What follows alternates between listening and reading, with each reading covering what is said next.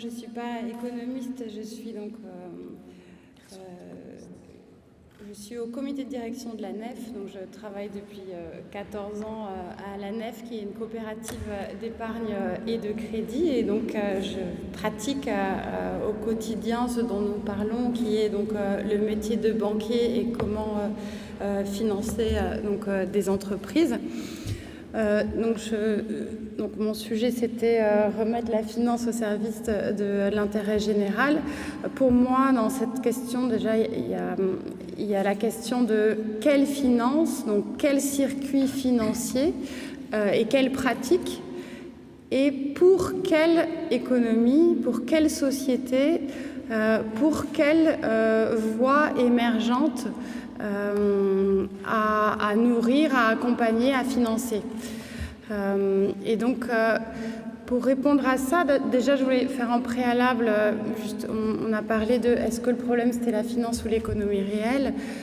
Effectivement, financer un changement de société, c'est pas les banquiers et les financeurs qui vont apporter les solutions. Donc, il y a déjà une question du coup qui est liée à la fois à l'éducation, on peut parler aussi même de l'éducation à l'entrepreneuriat, mais l'éducation à autre chose, et notamment à construire un imaginaire à la fois individuel et collectif d'un futur souhaitable. C'est déjà un préalable à toutes ces questions dont on est en train de parler, donc de finances. Alors, je vais prendre d'abord cette première question, donc pour quelle société, donc pour quelle économie réelle. En effet, l'argent peut donc être un formidable levier de transformation sociale. Et donc, moi, je pense, et nous pensons à la NEF, que gérer de manière éthique et transparente, l'argent d'épargne peut constituer un bien commun et servir l'intérêt général, et qu'il peut donc être un outil à la fois de recréation de liens sociaux, donc de liens entre ce fameux lien d'argent, donc entre épargnants et emprunteurs, et être aussi donc un appui pour toutes ces solutions concrètes pour le monde de demain, donc des solutions d'innovation sociale. Innovation sociale, ça veut dire répondre à un besoin social réel, donc avec des nouvelles formes d'habitat, des nouvelles formes ou d'anciennes formes d'agriculture, de nouvelles façons de produire de l'électricité, de travailler, de se déplacer. Et donc nous sommes un certain nombre d'acteurs financiers qui partageons une vision commune d'un système économique souhaitable, donc qui s'appuie sur des économies locales en circuit court, qui respectent un impératif écologique et qui donc sont centrés sur les femmes et les hommes qui sont acteurs de ces économies, avec une réflexion sur le partage de la valeur ajoutée.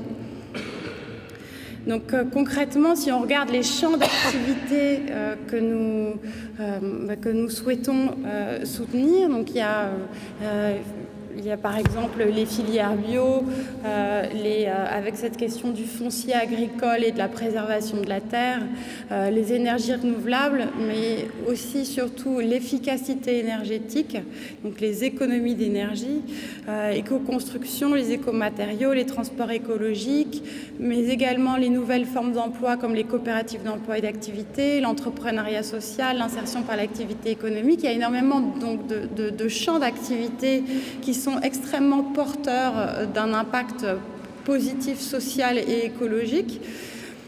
Après, moi, je ne veux pas non plus être en train de dire qu'il faut tout regarder à travers des secteurs, parce que ce qui compte en réalité, c'est la démarche des entreprises et des entrepreneurs. et que cette démarche positive d'étudier les externalités de son activité et de regarder son impact social, environnemental et territorial, elles peuvent être appliquées à tous les champs de l'activité économique. Et donc, en tant que financeur, il y a aussi cette notion d'ouverture et de regarder une démarche de progrès dans le temps et d'être capable d'écouter un entrepreneur sur son volontarisme plutôt que uniquement sur l'objet social de son activité. Alors, donc ça, c'était sur le côté qu'est-ce qu'on veut soutenir, à quoi la finance doit contribuer. Ensuite, sur la question des formes de finance et d'outils financiers et d'évolution de la banque notamment. Donc, depuis les années 80, il y a eu donc l'émergence d'énormément de petites ou de plus grosses solutions de circuits financiers solidaires. Donc l'ANEF en fait partie, elle a été créée en 88, mais il y a effectivement, tu le disais, donc au niveau territorial, il y a des circuits où on peut placer son épargne pour, par exemple, dans le Nord-Pas-de-Calais, on a Autonomie Solidarité, on peut choisir de placer son épargne chez Autonomie Solidarité pour financer les entreprises locales à externalité positive.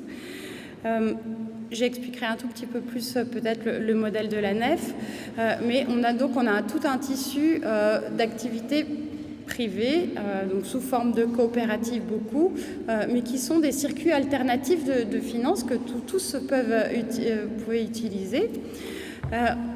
Les banques se sont aussi intéressées à donc ces banques, on n'arrête pas de décrier depuis tout à l'heure. Il y en a qui ont elles ont toutes maintenant un service finance solidaire. Donc moi, je suis administratrice du collectif Finansol, donc qui regroupe tous les acteurs de la finance solidaire autour de la table, au conseil d'administration. Il y a BNP Paribas, ils sont tous là. Donc il y a BNP Paribas Entrepreneuriat Social.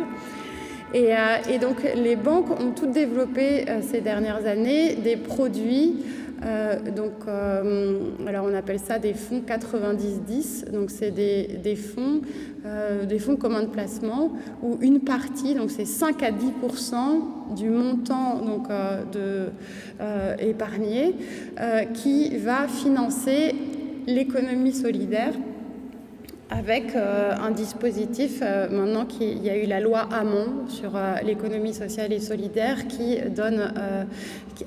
a renforcé le périmètre de qu'est-ce que c'est l'économie solidaire. Donc on a beaucoup débattu, on arrive à un espèce d'agrément qui s'appelle entreprise solidaire d'utilité sociale. Et donc ces fonds ont une partie, donc en moyenne c'est 7%, des fonds solidaires qui va vers des circuits solidaires. Ensuite, le reste est en investissement socialement responsable et il faut vraiment faire la distinction entre les circuits de finance solidaire et l'investissement socialement responsable qui doit peut-être vous dire quelque chose. La finance solidaire, les circuits, c'est 11 milliards d'euros. L'ISR, c'est 746 milliards d'euros. Mais c'est globalement des fonds qui vont sur des entreprises cotées plutôt du CAC 40 avec des critères de notation extra-financière. Avec toutes ces entreprises, elles ont des services RSE, de responsabilité sociale et des entreprises qui fournissent des rapports, etc.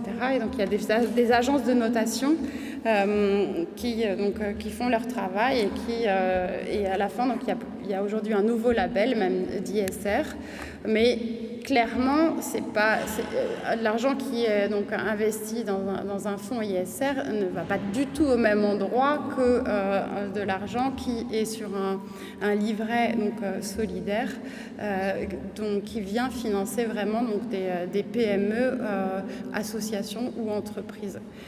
Après, il y a beaucoup d'innovations dans ce champ-là, en fait. On parlait des solutions. Il y a la Banque européenne d'investissement a créé le FEI, le Fonds européen d'investissement, qui vient de créer une garantie entrepreneuriat social. La Caisse des dépôts vient de lancer un fonds en entreprise sociale et solidaire. Enfin, il y a beaucoup de nouveaux circuits.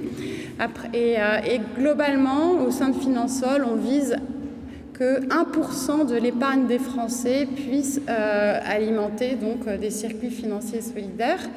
Après, la vision de la NEF, elle est assez partagée sur cette logique de volume, parce que en fait, tout l'enjeu, il est d'accéder à l'accompagnement des entreprises. C'est-à-dire que c'est très bien de susciter des gros volumes d'épargne un petit peu fléchés, mais la question, c'est comment en réalité on accompagne les entreprises sur le terrain et comment on arrive à leur faire des crédits adaptés.